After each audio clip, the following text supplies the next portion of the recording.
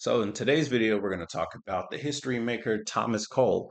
I'm not familiar with this man, but I'm interested to hear his story. So let's go ahead and start learning. Within the field of history, it seems perfectly standard, obvious even, that historians are writers. In the purest sense, capital H history is a literary genre presenting the past as a narrative record, so yeah, that tracks. But even if we expand our 100%. definition a bit to include biographies, poetry, philosophy, or theater, it all begins with someone somewhere scribbling out words. As we've Yes, seen elsewhere, writing is such an effective means of communicating a world that even authors who had no intention of doing history whatsoever still end up weaving their lives, context, and culture into those documents. Intentionally or not, all writing from the past tells us something about the past, and to me, that sounds like academically unassailable carte blanche to make this History Makers series about whomever the hell I want. And frankly, the 100%. You weirder can. of a pull, the more fun it is to analyze. So let's take this to the logical extreme and get away from text entirely. Enter Okay. visual media, the artifacts, art, and architecture which offer us a vivid, tangible window into the past. Much like books, the arts tell us plenty about the culture, artist, and moment in time that created them, but with the added bonus of beauty and subtlety that only visual media can bring. Look, you don't need me to explain how painting I'm not gonna lie, ever since I picked up books, man, like I actually appreciate the arts way more. And to have this man, this cartoon man,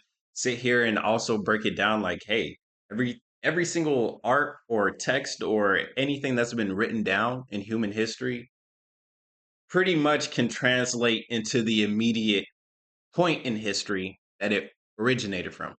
And I think that's really cool. paintings work, but what is new and interesting is how they can convey history. Of course, there's plenty of art that makes history feel alive, like, ironically, Jacques-Louis David's Death of Socrates, dramatizing the climax of the text in the single moment Socrates almost trivially grabs the fatal goblet of hemlock while fully absorbed in a rousing discussion on the other side of him. So much characterization in a single action. Then there's more symbolic paintings like Raphael's School of Athens, which shows the philosophical differences between Plato and Aristotle through contrasting hand gestures. Hundreds of pages of philosophy summed up in no time. Artwork is indispensable to a full appreciation of history. One step further and we're in the realm of the allegorical, the paintings that skip literal meaning to craft a deeper message, and that takes us to Thomas Cole, the early 1800s English-American painter whose work is not only gorgeous on its own account but expresses deep historical ideas with a passion and Ooh. richness that no written words can capture. So, to learn why this painter is as much a historian as any record-keeping writer, let's do some history.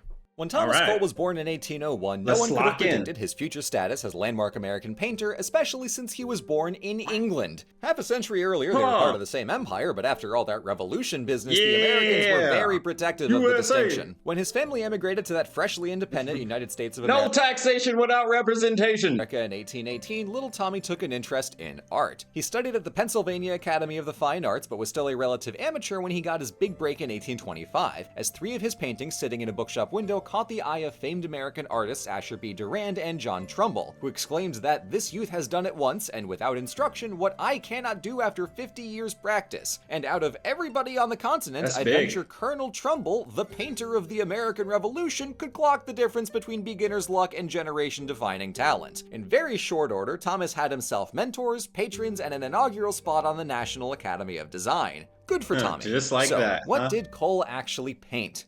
In a word, You know, I actually like hearing the origins, right? So this is a guy, well, first, before he was a man, he was a kid.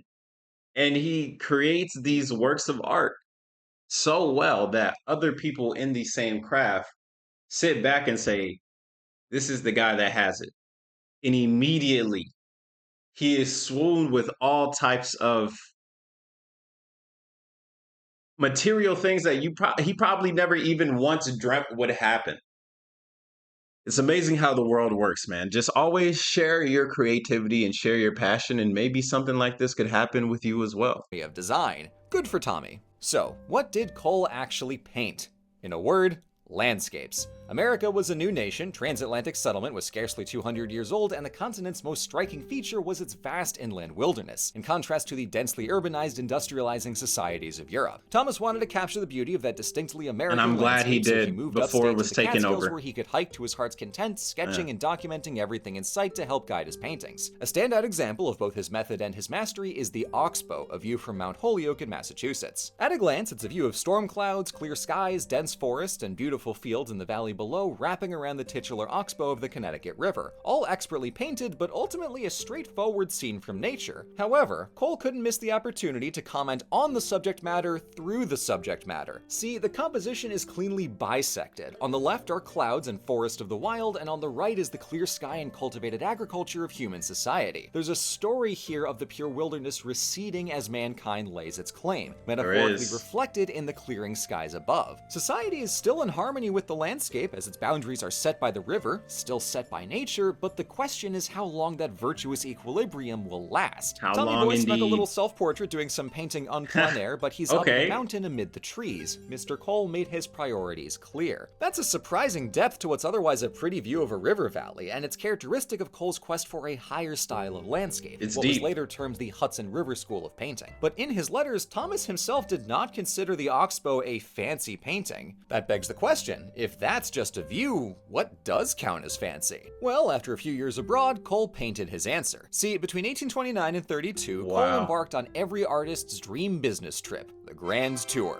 Beginning in England and working his way down to Italy, he studied famous artworks, surveyed the sights, felt feelings when looking at Roman ruins, and met other Americans on tour who commissioned Cole for paintings. But most consequential of all, he conceived of a multi-part landscape series tracing the rise and fall of an imagined ancient civilization. He got a patron to fund the project, and he got to work. 3 years later, in 1836, he presented The Course of Empire, the work which decisively earned Cole's place as a history maker, and, by his own words, was some very fancy painting. On canvas, The Course of Empire is 5 views of the same fictional landscape, a spot near the water with a pointy mountain in the distance. Each painting is a different angle of the scene at a different time of day, passing through sunrise, morning, midday, sunset, and night. But at its core, The Course of Empire is also a history in 5 acts, following an archetypical civilization through its origins, growth, peak, fall, and ruin. As the story evolves, the empire changes the landscape around it, forging a gleaming... Has anyone ever taken this task again, but also added rebirth? Because after a civilization falls, there's always another one coming up. I'd like to see that. Capital before inevitably collapsing into an overgrown wreck. The underlying thesis here is not revolutionary, as historians like Ibn Khaldun spelled out the cyclical nature of history quite explicitly in prior centuries, but Cole's innovation is in rendering that idea so elegantly and evocatively as artwork.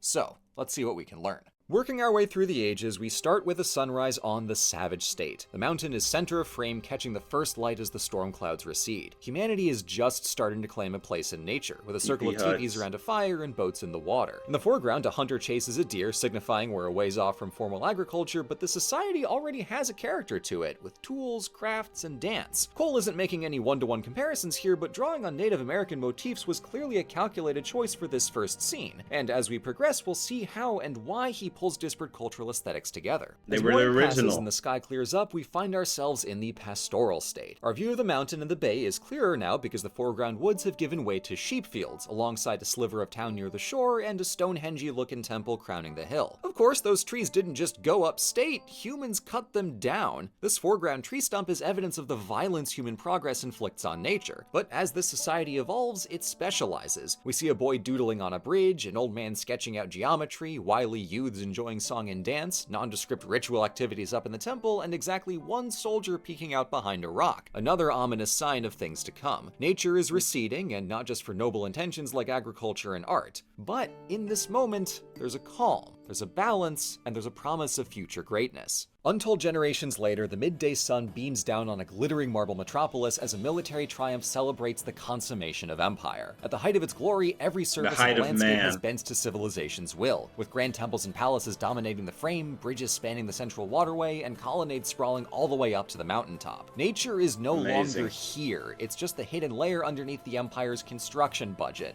And that funding was not acquired through good old-fashioned commerce, but conquest, because this scene is a victory parade. Warships flood the harbor, golden statues of armor cap the triumphal arch on the bridge, soldiers Where are the concubines? And the great general in red shows off the spoils of the latest in what's clearly a long line of conquests. But when violence becomes a way of life, it can become a reflex, and at a very young age, as we see with a pair of boys in green and red scuffling over toy boats in a fountain. This painting is a study of opulence, of splendor beyond conception, yet it is nonetheless greedy. If all this isn't enough, then nothing is, and such will be the empire Empire's undoing as fires break out and smoke Ruin. blots out the sky in the most iconic canvas of the series, destruction. The city floods with so much violence it's impossible to figure out where to even start. The towering statue of a warrior without a head, the makeshift bridge over the harbor buckling under the weight of battle, the war galleys crashing and sinking into the roiling waves, the women running from soldiers, the temples and palaces blazing in the background and drawing to mind John Martin's depiction of actual hell in his pandemonium. But as we focus in, we get a sense of what might have happened here. There are plenty of foreign-coded combatants, seemingly in reference to the Vandal sack of Rome and the Persian Wars, but true to the Roman model, this is a civil war between factions of the Empire, signified by green and red banners on either side of the harbor, and the green team's catapult is pointed suspiciously towards the royal palace on the red side. The core tragedy plays out in miniature in the bottom right fountain, where an old man in green leans exhaustedly over a dead man in red, face down in the bloody water, the grisly end foreshadowed decades earlier by the young boys in the fountain.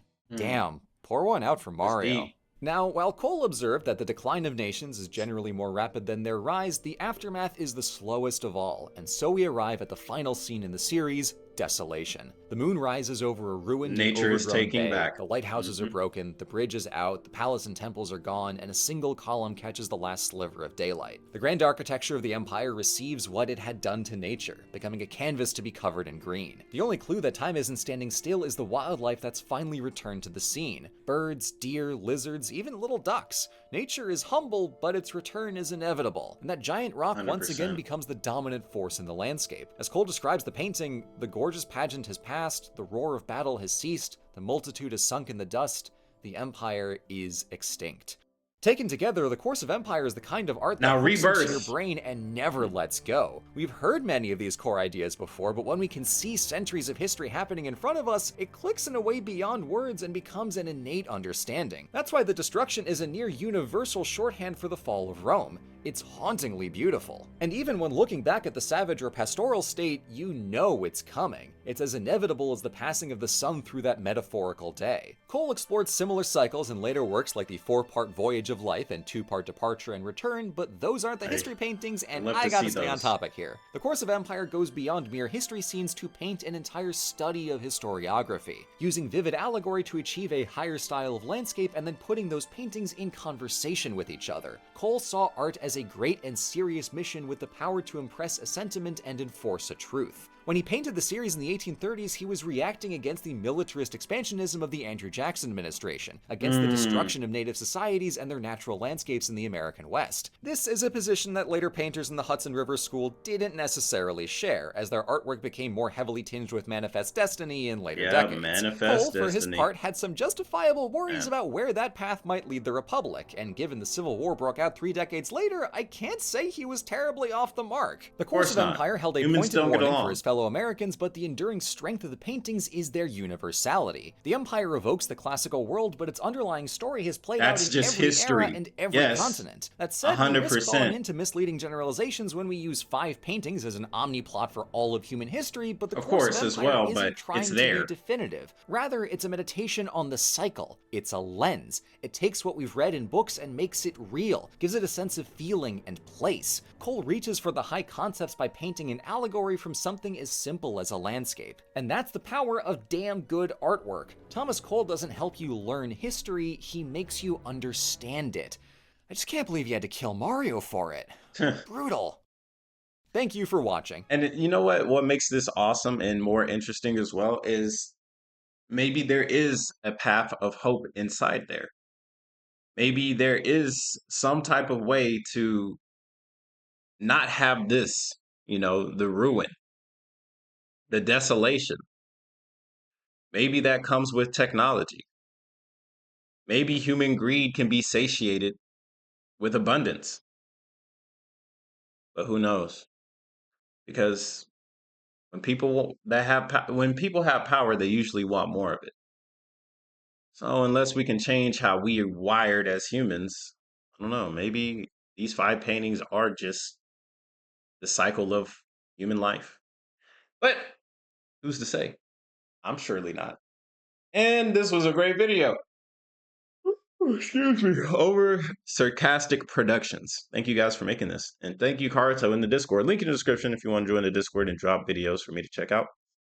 Hit the like button on your way and subscribe if you're new. I appreciate you guys watching, if indeed you still are. You guys have a good day. Bye bye.